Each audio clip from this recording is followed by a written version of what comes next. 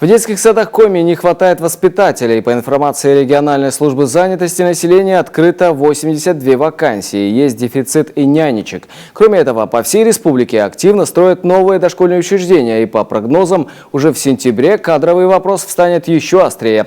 Между тем, с 2013 года в Сыктывкарском гуманитарно-педагогическом колледже сократилось количество бюджетных мест в дошкольном отделении на очной форме обучения. И на новый учебный год контрольные цифры приема снова составят лишь 25 мест на очную форму. Виктория Палкина оценила ситуацию.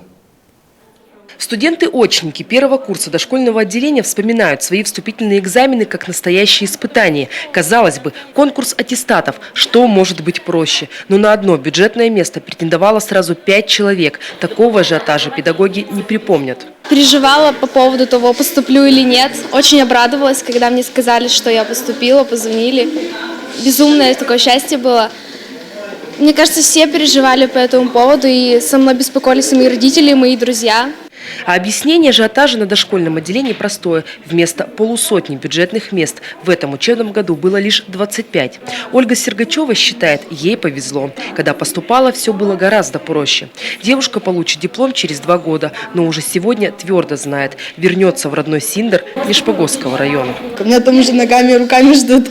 Они только как узнали, что я сюда поступила, то есть у меня знакомые там работают, они мне сразу: давай скорее, даже летом на практику зовут, но я пока не дура, потому что еще наработаюсь, думаю, что успею что еще наработать. Работать по специальности идут многие студенты колледжа, говорят преподаватели. Тем более сейчас, когда зарплата воспитателей значительно выросла. Вместе с тем и требования к педагогам дошкольных учреждений стали строже.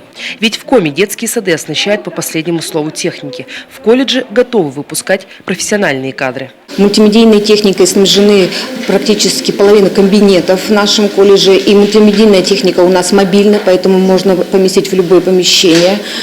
Студенты умеют пользоваться ими, и преподаватели с удовольствием тоже ими пользуются. Больше всего в кадрах нуждаются детские сады Сыктывкара и Воркуты. По словам преподавателей колледжа, заведующие дошкольных учреждений и специалисты районных центров занятости населения звонят сами и, так сказать, бронируют специалистов. На днях на летнюю практику изъявили желание. Вильгельский детский сад попросил 2 студентов с тем, чтобы они прошли у них летнюю практику.